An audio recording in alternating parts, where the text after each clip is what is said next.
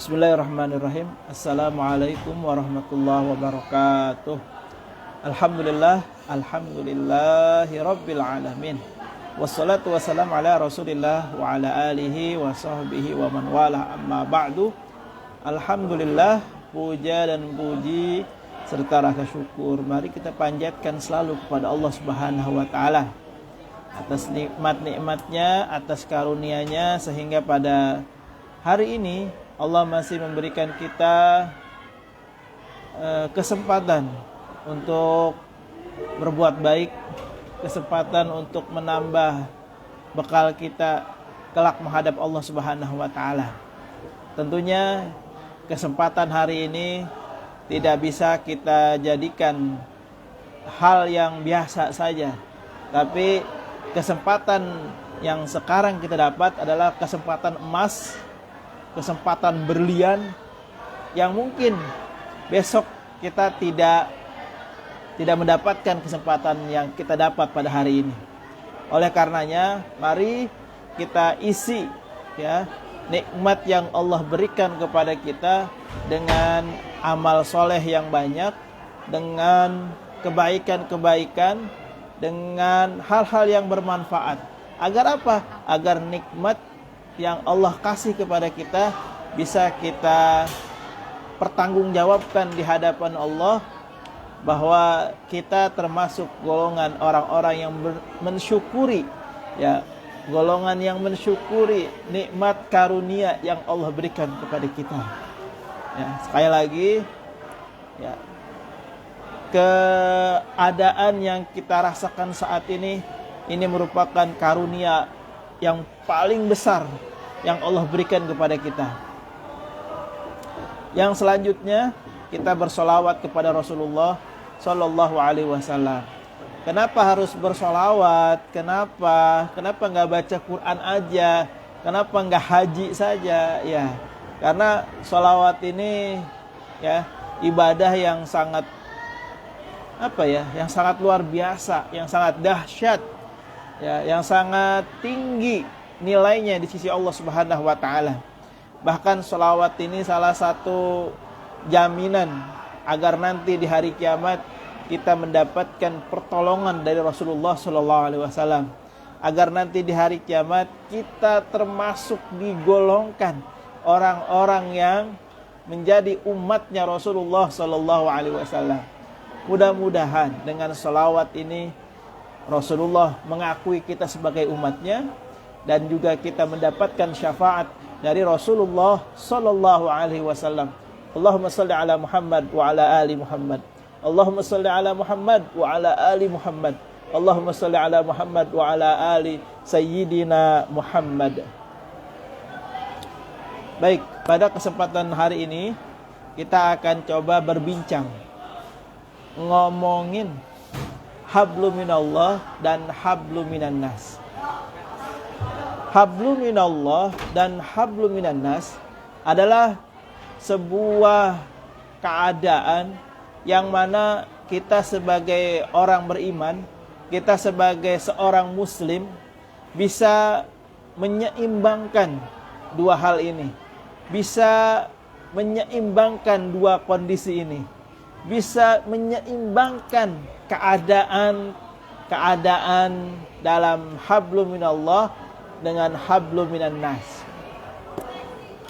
Betapa tidak, mengapa ini harus dilakukan, mengapa ini harus dikerjakan, kenapa ini harus diseimbangkan? Karena hablu minan nas adalah kaitan kita selama hidup di dunia. Karena kita hidup di dunia tidak sendirian. Kita disebut dengan makhluk sosial.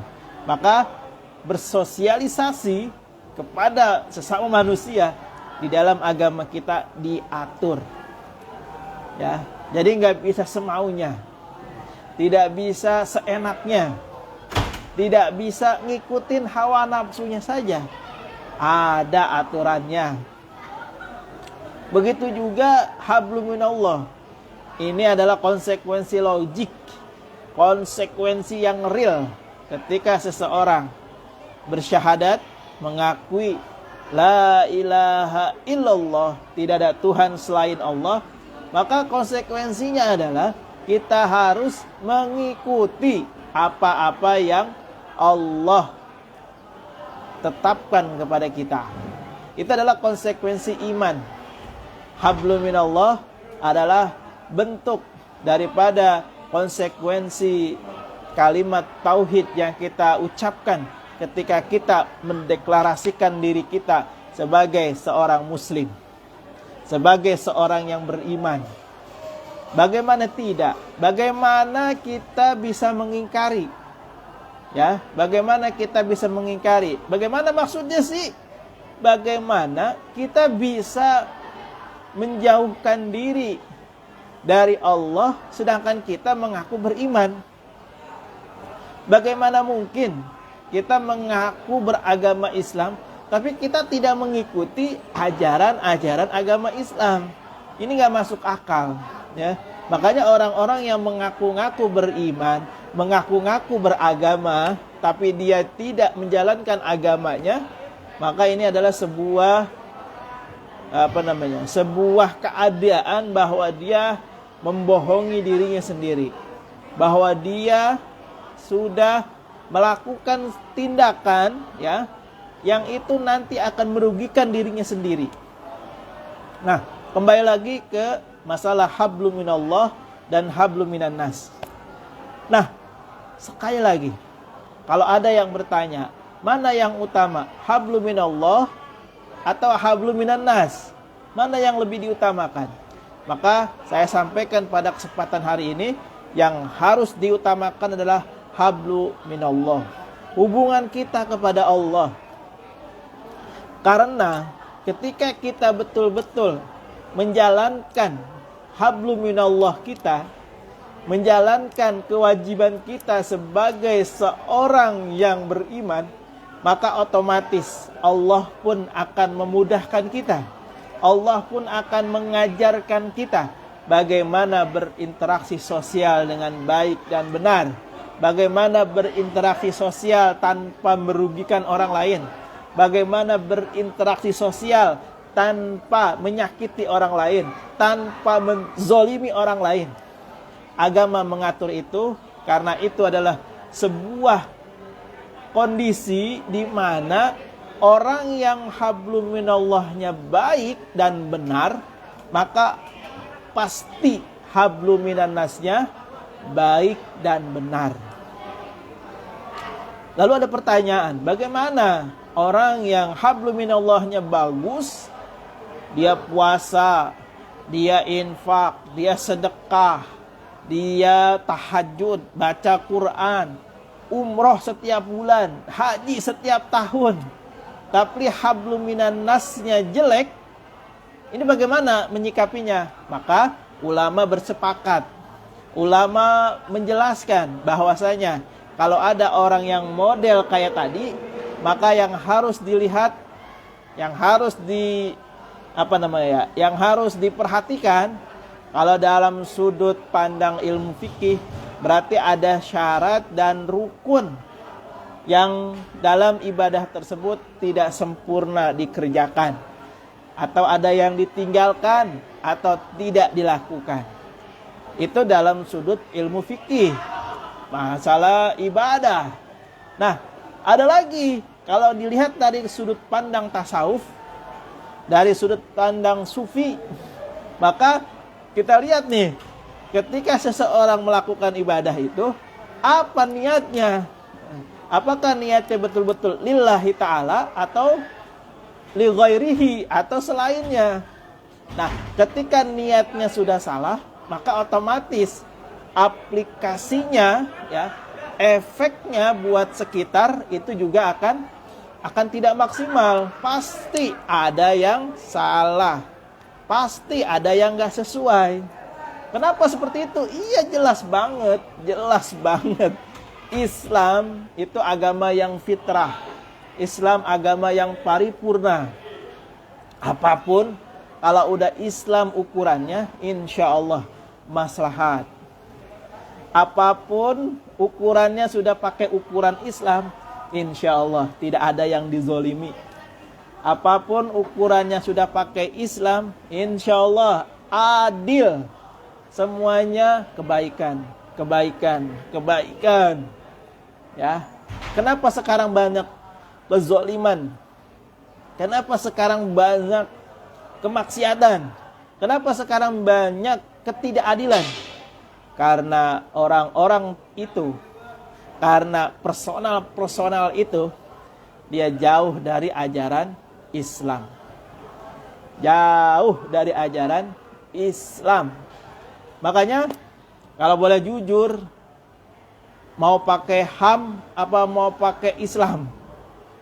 Nah, ini adalah dua istilah yang nggak bisa disamakan. Ini adalah dua istilah yang tidak bisa yang tidak bisa dipertemukan secara konkretnya di masyarakat kita. Banyak sekali atas dasar HAM, kemudian orang itu merasa dirinya bebas melakukan apa saja selama tidak melanggar HAM. Tapi kalau saya secara pribadi, maka saya akan menerapkan yang namanya Islam. Saya tidak akan tunduk dengan HAM secara pribadi. Tapi dalam bermasyarakat, dalam berdemokrasi, dalam bernegara, maka ukurannya ya HAM tadi. Ya, HAM itu. Tapi sekali lagi, ya, antara HAM dan Islam itu berbeda. Ada beberapa hal yang Islam itu sudah mengatur dengan sangat indah, dengan keadilan Islam, dengan kebijaksanaan Islam, tapi di kacamata HAM itu nggak sesuai. Lalu bagaimana kita menyikapinya? Menyikapinya adalah dengan cara ketika kita bermasyarakat secara umum, bersosial dalam kenegaraan, maka boleh kita menggunakan HAM itu.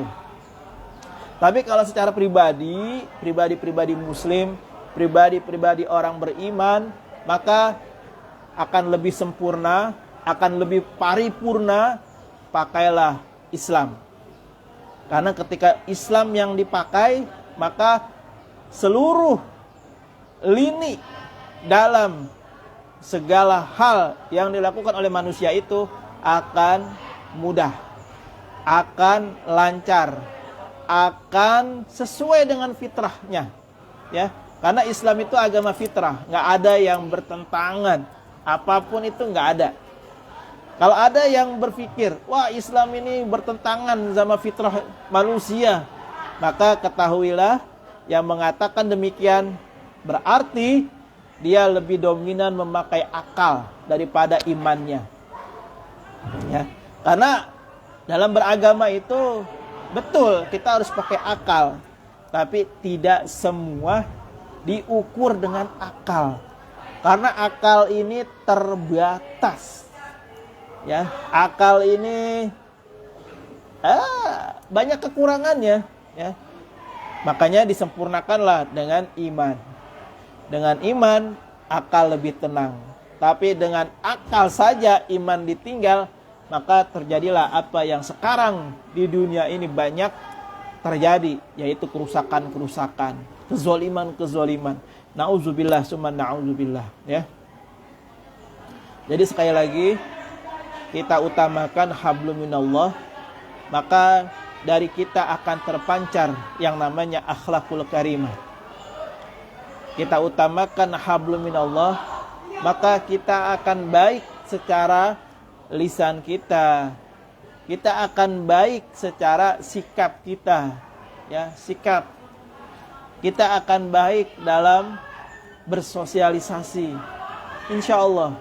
Makanya ayo kembali kepada Islam, kembali kepada aturan-aturan Allah, kembali kepada aturan-aturan Rasulullah, mengikuti khulafa ar-rasyidin, mengikuti ulama-ulama yang mengikuti khulafa ar-rasyidin, dan terus ulama-ulama warasatul anbiya yang mengikuti jejak-jejak para nabi, ya. Mudah-mudahan kita diberikan oleh Allah untuk selalu mampu berbuat yang lebih baik, diberikan kekuatan oleh Allah untuk mampu selalu menjadi pribadi-pribadi yang bisa menebarkan keteladanan, akhlakul karimah, sehingga Islam semakin mulia di hadapan seluruh manusia di muka bumi ini. Mudah-mudahan ada manfaatnya. Mohon maaf jika ada yang kurang berkenan. Kalau ada yang salah, ya, saya juga minta dibukakan pintu maaf yang seluas-luasnya. Hadanallahu wa iyyakum ajmain. Assalamualaikum warahmatullahi wabarakatuh.